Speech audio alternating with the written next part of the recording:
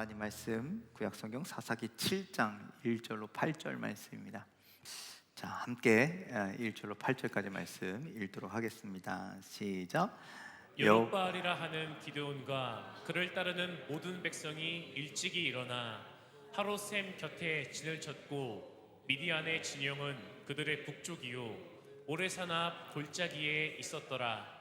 여호와께서 기드온에게 이르시되 너를 따르는 백성이 너무 많은즉 내가 그들의 손에 미디안 사람을 넘겨주지 아니하리니 이는 이스라엘이 나를 거슬러 스스로 자랑하기를 내 손이 나를 구원하였다 할까 함이니라. 이제 너는 백성의 귀에 외쳐 이르기를 누구든지 두려워 떠는 자는 길르앗산을 떠나 돌아가라 하라 하시니 이에 돌아간 백성이 22,000명이요 남은 자가 10,000명이었더라. 여호와께서 또 기드온에게 이르시되 백성이 아직도 많으니 그들을 인도하여 물가로 내려가라. 거기서 내가 너를 위하여 그들을 시험하리라. 내가 누구를 가리켜 내게 이르기를 이 사람이 너와 함께 가리라 하면 그는 너와 함께 갈 것이요 내가 누구를 가리켜 내게 이르기를 이 사람은 너와 함께 가지 말 것이니라 하면 그는 가지 말 것이니라 하신지라. 이에 백성을 인도하여 물가에 내려가매 여호와께서 기드온에게 이르시되 누구든지 개가 핥는 것 같이 혀로 물을 핥는 자들을 너는 따로 세우고 또 누구든지 무릎을 꿇고 마시는 자들도 그와 같이 하라 하시더니 손으로 움켜 입에 대고 핥는 자의 수는 300명이요 그 외의 백성은 다 무릎을 꿇고 물을 마신지라. 여호와께서 기드온에게 이르시되 내가 이 물을 핥아먹는 300명으로 너희를 구원하며 미디안을 내 손에 넘겨주리니 남은 백성은 각각 자기의 처소로 돌아갈 것이니라 하시니 이에 백성이 양식과 나팔을 손에 든지라. 기드온이 이스라엘 모든 백성을 각각 그의 장막으로 돌려보내고 그 300명은 머물게 하니라. 미디안 진영은 그 아래 골짜기 가운데에 있었더라. 아멘. 아멘. 할렐루야. 우리 옆상가 인사하실까요? 반갑습니다. 저도 반갑습니다. 네, 오랜만에 여러분들 만나뵙게 돼서 참으로 기쁘고 반갑습니다. 제 얼굴이 많이 탔죠? 새카매졌습니다. 네. 지난 10일 동안 하나님의 은혜로 또 여러분들 기도 덕분에 유럽을 잘 갔다 왔습니다. 기도해 주셔서 감사합니다. 자, 여러분들 오늘 사사기 우리가 잘 아는 말씀이죠. 사사기의 배경을 보면 여호수아가 이스라엘 백성들이 요단강을 건너가서 가나안을 정복하고 또 여호수아가 이 가나안 땅을 지파별로 분배해주고 그리고 이제 이스라엘 백성들이 여호수아가 죽고 그다음에 지도자가 없이 지파별로 이렇게 흩어져서 사는 상황이었습니다. 거기서요 되게 안정적인 삶을 살았습니다. 거기 가서 가나안에 원래 살았던 5개 족속들을 점령하고 뭐 다 쫓아내진 않았지만 뭐 이렇게 노예로 삼고 이렇게 해서 그들이 번성하며 번성했다라는 건 어떻게 보면 하나님 말씀대로 그렇게 된 거잖아요. 이루어진 거 하나님의 축복이 그런 거니까 그렇게 살아가게 되죠. 그런데 안정된 삶을 살아가는 것이 오히려 이들에게 안 좋은 일이 되었죠. 독이 되었습니다. 왜냐? 여러분들 정착하는 삶, 떠도는 삶을 살 때는 모든 것이 부족해요. 내일은 난 몰라요. 내일은 무엇을 먹어야 할지 근심하고 걱정되는 삶이었다면 정착의 삶은 그렇지 않아요. 내가 열심히 농사해서 내 창고에 쌓아두고 사는 삶이에요. 그러니 내일 일을 걱정하지 않아요. 그러니까 내일을 인도하실 하나님을 바라보는 것이 아니라 내일 나에게 만나를 주신 하나님을 기대하는 것이 아니라 내 창고를 바라보는 거예요. 창고가 많으면 풍족하고 창고가 비어 있으면 뭐예요? 걱정하는 거죠. 우리 통장 잔고가 비어 있으면 걱정하듯 그런 삶이었다라는 거예요. 그래서 여러분들 그들의 삶의 모습이 어땠냐면 하나님이 우선이 아니더라고요. 신앙이 우선이 아니고 다 버리고 가나안 족속이 섬기던 우상들, 그들을 통해서 농사가 좀 잘 되었으면 좋겠다, 뭐가 조금 잘 되었으면 좋겠다, 이렇게 하나님이 아닌 우상을 섬기게 되고 하나님의 은혜를 구하기보다는 자신의 노력으로 풍요로운 삶을 살려고 노력하는 것이 바로 사사기의 문제입니다. 그래서 그때 이스라엘의 왕이 없어서 각자 소견에 옳은 대로 자기가 왕이 되어서 살았다라는 것이죠. 자, 성경은 하나님은 어떤 하나님이시라 그러냐면 질투하시는 하나님이라고 말씀합니다. 그래서 하나님보다 무엇을, 다른 것을 더 우선순위에 두고 다른 것을 더 사랑하게 되면 하나님은요 뭐 하신다고요? 질투하시는 하나님이라는 거예요. 그래서 어떻게 해서라도 그들의 마음을 돌이키시는 분이십니다. 그래서 하나님께서 이스라엘 백성들의 마음을 돌이키기 위해서 이방 주변에 뭐 블레셋이라든가 오늘 성경에 미디안이라든가 뭐 암몬이라든가 여러 지파, 그러니까 이스라엘 밖에 있는 가나안 땅 밖에 있는 지파들을 사용하셔서 그들을 징계하시죠. 돌아와, 쿡쿡 찌르시는 거예요. 바늘처럼 아프게 쿡쿡 찌르시는 거예요. 돌아오라고. 그것이 반복되는 역사가 바로 여러분들 잘 아시는 사사기의 역사입니다. 자, 오늘 우리가 7장 말씀을 읽었는데 7장도 마찬가지입니다. 기드온의 시대였는데 기드온이 아직 사사는 아니지만 기드온 때 이 사람들이 우상을 섬기니까 하나님께서 누구를 통해서? 미디안 백성을 통해서, 미디안 군사를 통해서 하나님께서 이스라엘을 징계하시는 말씀입니다. 그래서 이는 미디안이요 그냥 주구장창 쳐들어와서 주둔하고 있는 것이 아니라 어느 때만 되면, 추수 때만 되면 군대를 막 이끌고 내려오는 거예요. 내려와서 뭐 할까요? 약탈해 가는 거예요. 그래서 여러분들 우리 기드온이 처음 부르심을 받을 때 기드온이 어디 있었어요? 알고 계세요? 술통 속에 있었잖아요. 술통. 포도즙 틀 속에서 포도즙을 짠 게 아니라 곡식을 타작하고 있었다고. 왜? 미디안이 와서 그들을 다 빼앗아 갈까봐 술통에 몰래 숨어서 그거 하고 있었다라는 거예요. 그러한 시대적인 상황이었다라는 것이죠. 자, 그런 일이 한 번, 두 번이 아니라 무려 7년 동안 계속 반복되고 있었습니다. 이 때문에 이스라엘 백성들은요 경제적으로, 정신적으로, 육체적으로 피폐한 삶을, 맨날 뺏기니까 먹을 게 있어요, 없어요? 없잖아요. 그러니까 다 힘든 거예요. 이 문제를 가지고 이들이 하나님 앞에 나와서 회개 기도를 하기 시작한 것이죠. 그래서 하나님은요 이렇게 미디안이라고 하는 지파, 이방을 섬기는 이 이방인들을 통해서 이스라엘에게 고난을 주고 그 고난을 통해서 이스라엘 백성들을 다시 하나님 앞에 돌아오도록 하셨다라는 말씀이 기드온에 있는 말씀, 7장이 사사기 7장에 있는 말씀입니다. 자, 이 미디안의 문제를 해결해 주시기 위해서 기드온을 세우시죠. 사사로. 그때 지도자를 사사라고 부르는 겁니다. 자, 사사로 기드온을 세우시고 또 미디안을 물리칠 수 있는 전략적인 얘기도 해주시고, 그래서 하나님은 기드온은 하나님 말씀에 처음에는 의심했지만 나중에는 순종하여서 미디안으로부터 승리를 거두게 되죠.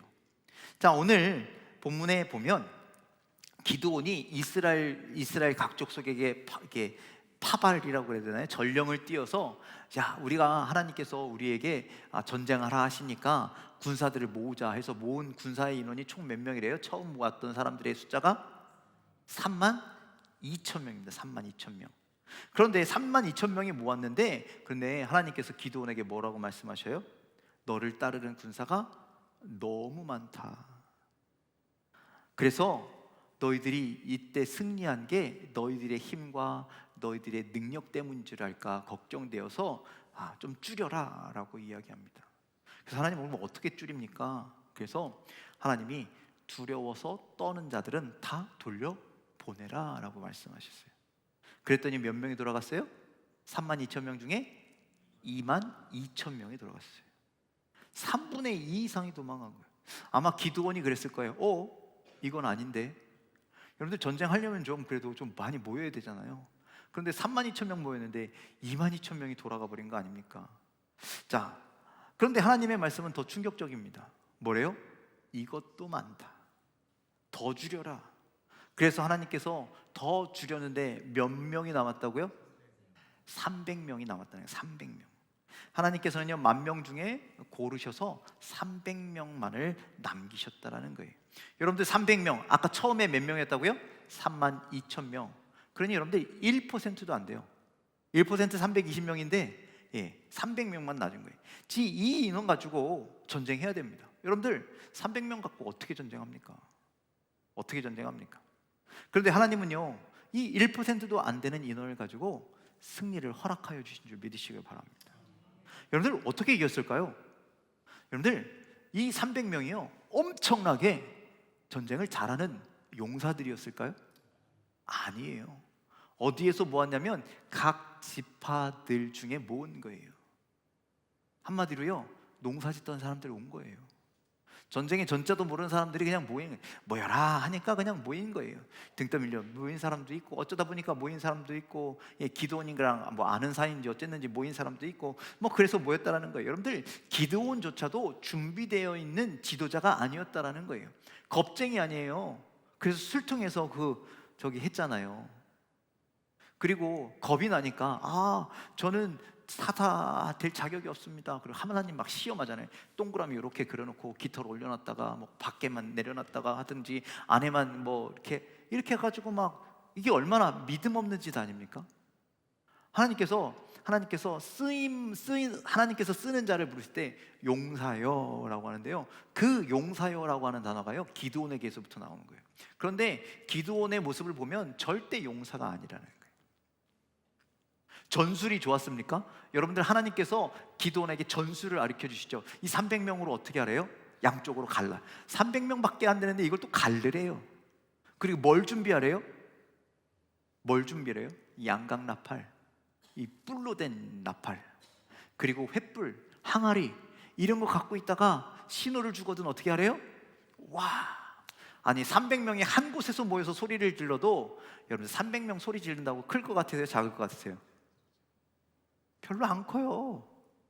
안 커요. 한 32,000명 모이면 좀 모르겠네요. 여러분들 요즘 제가 야구 되게 좋아하는데, 여러분들 우리나라에서 가장 큰 야구장이요, 저기 가장 많이 모이는 야구장이요, 저기 대구에 있는 삼성구장이거든요. 삼성 라이온즈 구장인데 거기에 한 32,000명 정도 모인대. 그러니까 이 인원 모이는 거예요. 그런데요, 그렇게 해야 시끄럽구나 할 정도인데, 그런데 300명 모인다는 거예요. 여기 꽉 차면 300명 될까요? 뭐 넘을 수 있겠지만, 여기 이렇게 가득 찬 인원 정도가, 그것도 두 개로 나눠서 양쪽에서 신호를 주면, 이게 좋은 전술인 것 같으십니까? 하나님께서 말씀하셨으니까, 그러니까 기드온이 순종한 거지, 이건 좋은 전술이 아니라는 거예요. 여러분들 상대방이 몇 명인 줄 아세요? 13만 명이 넘어요. 그렇게 많은 군대를 가지고 상대방은 있는데 꼴랑 300명 가지고 어떻게 하냐라는 거예요. 여러분들 사람의 300명은 아주 지극히 적은 숫자입니다. 전쟁하기에는 부적절한 숫자인 거예요. 그런데 하나님이 가지신 300명은 그 어떤 것보다 크다라는 사실을 여러분들이 기억하시길 바랍니다. 그래서 여러분들 이스라엘 군사들이 어떻게 싸웠느냐, 그들의 힘이 아니라는 거예요. 그들의 능력이 아니라는 거예요. 그들의 지혜가 아니라는 거예요. 결국 믿음을 가지고 하나님이 행하시는 일에 순종했더니, 하나님이 행하시는 일을 믿음으로 바라보고 믿음으로 순종했더니 승리가 임했다. 여러분들 그것을 기억하는 우리 모두가 되길 간절히 소망합니다. 그래서 여러분들 우리의 삶도 그래야 된다는 거예요. 믿음을 가지고 하나님이 행하시는 일을 바라보시기를 주님의 이름으로 간절히 축원을 드립니다. 그것이 우리 믿음의 사람들의 삶이 되어야 한다라는 것이죠. 하나님을 바라보면서 내 삶 가운데 하나님이 어떻게 일하시는지를 좀 경험하셨으면 좋겠어요. 믿음이 없이는요, 그걸 경험할 수가 없어요. 믿음이 없으면요, 우리는 뭐라 그러냐면요, 안 돼, 못해, 할 수 없어 라고 이야기한대. 그런데 믿음의 사람들은 뭐라고 해요? 하나님이 함께 하시면, 하나님이 인도하시면 할 수 있어 라고 이야기한대. 여러분들 제가 성지순례 갔다 왔잖아요. 뭐 이렇게 돈 얘기해서 되게 죄송하지만 1인당 420만 원이 들었어요. 큰 돈이에요, 작은 돈이에요? 열흘 동안 420만 원을 제가 까먹고 왔다니까요. 420만 원만 썼겠어요? 더 많이 썼지. 그런데 여러분들 저희 지방이 조그맣잖아요. 16개 교회밖에 안 돼요. 그리고 대부분 작은 교회들이에요. 이 힘이 없는 교회들이에요. 그래서 성지순례 가자 그러면요, 한 5년을 모으고 막 끙끙끙끙거려서 겨우 갔는데, 처음에 제가 이제 감리사 되면서 아니 목사님들이 성지순례 가자라는 거죠. 목사님 돈이 없어요. 제가 믿음 없는 소리를 한 거죠. 그런데 아니야, 갈 수 있어. 믿음 갖고 한번 해봅시다 라고 하는 분위기로 바뀌었어요. 저도 그래, 좋습니다, 해봅시다, 어떻게 되겠죠. 그런데요, 이렇게 작정한 지 1년 만에 갔어요. 옛날에는 5년 걸리던 걸 1년 만에 가더라는 거예요. 더 비싼 데에, 더 좋은 데에, 더 먼 데를 가는데도 하나님께서 그렇게 채워주시더라는 것이죠. 여러분들, 우리 믿는 사람들은요, 그걸 볼 수 있어요. 하나님이 하시는 일들을 볼 수 있어야 된다. 현실을 보면요, 당연히 안 되는 거예요. 현실을 보면요, 300명은 가지고는요 아무것도 할 수 없는 현실이라는 거예요. 그런데 하나님이 가지시는 300명은요 그 어떤 것도 가능하다, 기억하시길 바랍니다. 아까 말씀드렸죠? 13만 5천 명입니다. 말도 안 되게 많은 숫자죠. 아까 3만 2천 명이 처음 모였다 그랬는데 3만 2천 명 4배입니다. 4배. 300명 남았잖아요. 300명이면요 450배입니다. 450배.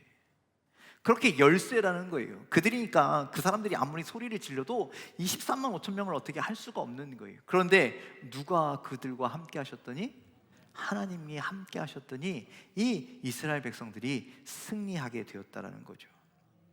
자, 300명, 사람의 숫자로는 작은 숫자이지만 하나님이 함께 하시면 능력의 숫자가 됨을 믿으시길 바랍니다. 제가 지난 10일 동안 종교개혁지를 다녀왔습니다. 독일, 오스트리아, 그다음에 체코. 여러분들, 거기에서요 종교개혁이 일어났습니다. 500년 전, 600년 전, 또 더 된 일들이 그때 종교개혁이 일어났죠. 우리 잘 아시죠? 뭐 세계사나 이런 데 배우면 중세시대에 천주교 카톨릭이 타락했습니다.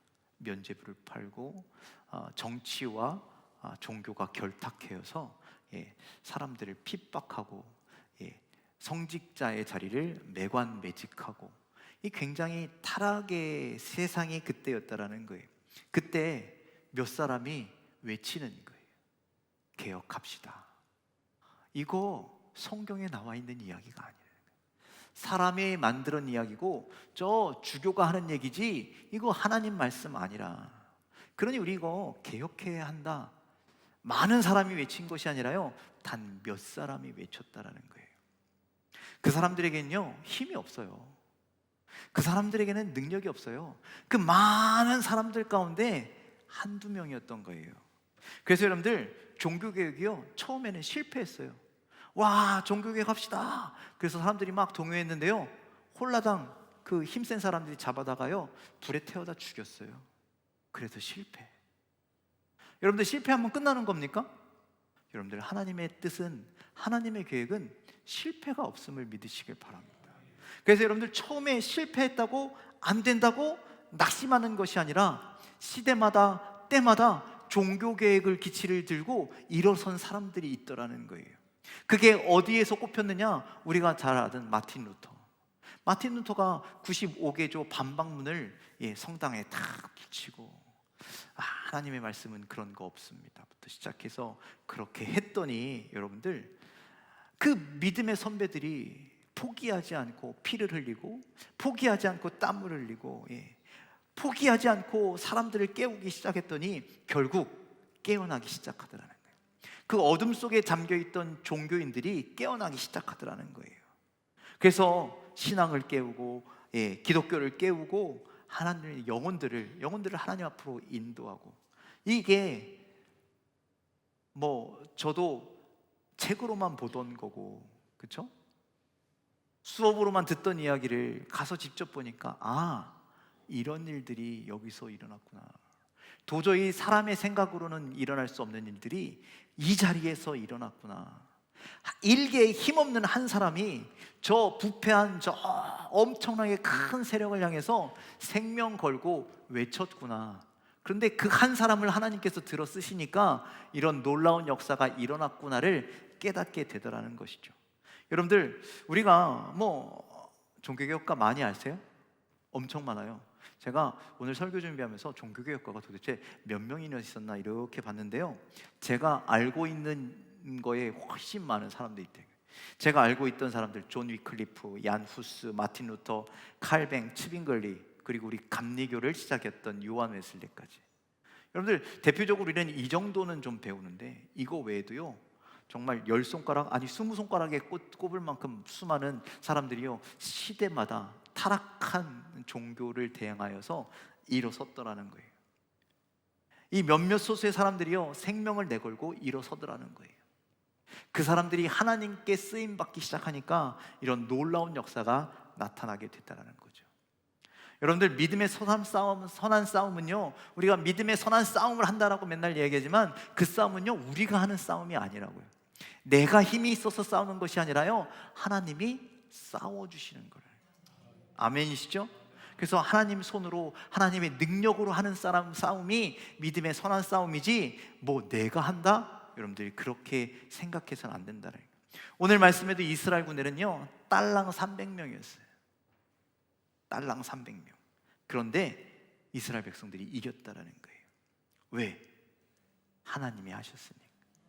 그들이 한 건 그저 하나님 앞에 순종한 것뿐이라는 거예요. 전적으로 하나님을 의지했다라는 거예요. 그랬더니 승리했다라는 거죠. 하나님께서요, 이 싸움에서 가장 근심하고 걱정했던 것이 뭐냐? 여러분들 2절 말씀 좀 읽어볼까요? 2절 말씀. 자, 함께 읽겠습니다. 시작. 여호와께서 기드온에게 이르시되 너를 따르는 백성이 너무 많은즉 내가 그들의 손에 미디안 사람을 넘겨주지 아니하리니 이는 이스라엘이 나를 거슬러 스스로 자랑하기를 내 손이 나를 구원하였다 할까 함이니라. 자, 그것은 그 하나님께서 경계하신 그것은요, 그들이 하나님을 의지하는 것이 아니라 자신의 힘, 자신의 능력, 내 손이 나를 구원하였다 할까 함이니라 라는 거예요. 이 전쟁, 우리가 32,000명이 모여서 똘똘 뭉쳐서 좋은 전술과 좋은 무기와 이런 것으로 이긴 거야 라고 그렇게 생각할까 봐, 그래서 말도 안 되는 숫자 32,000명도 말도 안 되지만 거기다가 22,000명 빼고 10,000명으로 싸워도 말도 안 되지만 거기서 또 9,700명을 빼고 딸랑 300명 남겨놓고 이렇게 해야 우리가 한 게 아니구나, 하나님이 하신 거구나를 깨달으시기 때문이라는 거예요. 여러분들, 종교개혁가들이요, 대단한 사람들이 아니었다는 거예요. 아니, 예수님도요, 이 땅을 바꾸시려면 왕가에서 좀 태어나시지 왜 그 허물어만 마구간에서 태어나셨습니까? 종교개혁자들도 좀 대주교가 되거나 아니면 왕가에서 좀 태어나거나 아니면 하다못해 어떤 성의 지주가 되거나 이런 사람들이 좀 종교개혁을 했더라면 좀 손쉽게 했을 텐데 라는 생각이었는데, 그렇게 하면 결국 누가 한 거가 된다고요? 내가 한 게 되니까. 하나님은요, 일개 한 사제, 저 부족한 사람들, 그 사람들을 세워서 그렇게 사용하시더라는 거예요. 그래서 여러분들, 우리가 기억해야 할 것이 있습니다. 내가 했다? 라는 말은 빼버려야 한다. 우리 인생에서 내가 했어요, 그거 내가 이렇게 했어요가 아니라 주님이 하셨습니다. 하나님이 하셨습니다. 이런 말로 바뀌어가는 여러분들의 삶이 되기를 주님의 이름으로 간절히 축원을 드립니다. 자, 오늘 성경에는요, 안타까운 사람들도 등장합니다. 어떤 사람들이 안타까울까요? 32,000명 속에 있었지만 떨리면 가, 이 한마디에 집으로 돌아간 사람들. 여러분들, 이 사람들은요, 하나님이 주시는 승리를 경험하지 못했습니다. 두려워서 도망갔다라는 건 믿음이 없다라는 얘기가 똑같아요. 그렇죠? 두려워서 도망갔다라는 건 하나님의 일보다 내 삶이 우선순위였다라는 이야기 똑같아요. 여러분들, 32,000명 중에는요, 아까도 말씀드렸지만 등 떠밀려 온 사람들이 있었을 거예요. 어쩔 수 없이 참여한 사람들도 있었을 거예요. 두려운 마음, 의심의 마음으로 찾아온 사람들도 많이 있었을 거라는 거예요. 그러니 두려우니 가, 이 한마디에 우르르르 포기하고 떠나죠. 여러분들 교회 안에서도 그렇습니다. 교회 안에서도요, 믿음으로 일하는 것이 아니라, 하나님 뜻에 순종하는 사람이 아니라 억지로 하시는 분들이 있습니다. 예. 남이 보니까 내가 교회에서 집사고 권사고 장로인데 내 이 정도는 해야지 사람들이 나 인정해 주지라는 마음으로 하시는 분들이 있습니다. 또 어떤 사람은요, 아유, 내가 한다고 달라져? 그냥 남들 하고 나는 그냥 옆에서 구경만 할게, 이런 분들도 있습니다. 아무것도 안 될 거야, 이렇게 한다고 바뀌는 건 없을 거야, 패배주의에 사로잡혀 있는 그런 분들도 많이 있습니다. 여러분들, 이런 분들은요, 믿음의 공동체를 함께 이끌어가는 것이 아니라요, 믿음의 공동체의 걸림돌이 되는 거죠. 여러분들, 우리가 그런 자가 되지 않기를 간절히 소망합니다. 여러분들, 3만 2천 명 중에 택함 받은 300명이 우리가 되기를 간절히 소망합니다. 여러분들, 하나님의 일은요, 아까도 말씀드렸지만 믿음으로 하는 겁니다. 순종함으로 하는 겁니다. 여러분들, 이 믿음이 언제 진짜 드러나느냐? 어려운 순간이 닥칠 때 드러나게 돼 있다는 거예요. 어려운 순간에 저 사람이 어떻게 행동하느냐, 저 사람이 어떻게 하느냐가 그 사람의 믿음이 되는 거예요. 그래서 여러분들, 우리 믿음은요, 그 사람의 행동, 태도, 이런 것으로 평가받기도 합니다. 그래서 여러분들, 어떤 사람은 평상시에는 거룩하고 어떤 때는 열심히 예배드리는데 힘든 일만 딱 닥치면은 교회에서 갑자기 사라지는 분들도 있잖아요. 그렇죠? 그게 그 사람의 믿음인 거예요. 자, 여러분들, 이런 숫자에서 빠지는 자가 아니라 그 안에 주님의 손에 붙들린 자가 되기를 주님의 이름으로 간절히 축원을 드립니다. 여러분들, 교회는 지금도 그렇게 진행되고 있습니다. 예. 그 종교개혁 당시에 그 시작이 몇 사람이었던 것처럼 지금도 교회 안엔 몇 사람으로 인하여 교회가 온전히 서가고 있고요, 교회가 힘을 내고 있고요, 그 몇 사람이 우리 모두가 되기를 간절히 소망합니다. 그 몇 사람이, 그 기도원의 300명이 점점 많아지기를 간절히 소망합니다. 그 용사가 바로 여러분들이 되시기를 주님의 이름으로 간절히 축원을 드립니다. 여러분들, 그 작은 몇 명이 교회를 바꾸는 거예요. 12명의 제자가요, 복음의 씨앗을 뿌렸어요. 그 몇몇의 종교 개혁자들이요, 기독교를 깨웠다라는 것이죠. 예, 오늘도 3만 2천 명 중에 300명만이 하나님께 쓰임 받았대. 오늘 교회 안에 내가 일꾼인가, 일꾼이 아닌가? 여러분들, 우리가 사람은 많으나 일꾼이 적다, 이런 얘기 들어보셨죠? 여러분들, 그 일꾼으로 세움받기를 간절히 소망합니다. 더 이상 편리주의에 빠지지 않고 편의주의에 빠지지 않고, 요즘 그게 유행이잖아요. 나 우선주의. 신앙생활 하는데요, 일단 나 먼저.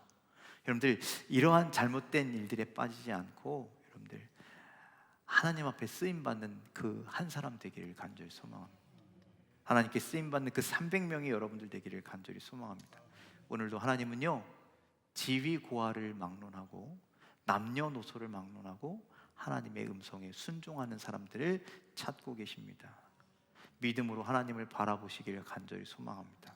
그리고 쓰임받길 간절히 소망합니다. 그래서 어떤 상황에서도 하나님의 뜻을 이루기 위해서 믿음으로 오늘도 내일도 그 믿음의 길을 걸어가는 우리 모두가 다 되시기를 주님의 이름으로 간절히 축원을 드립니다. 기도하겠습니다.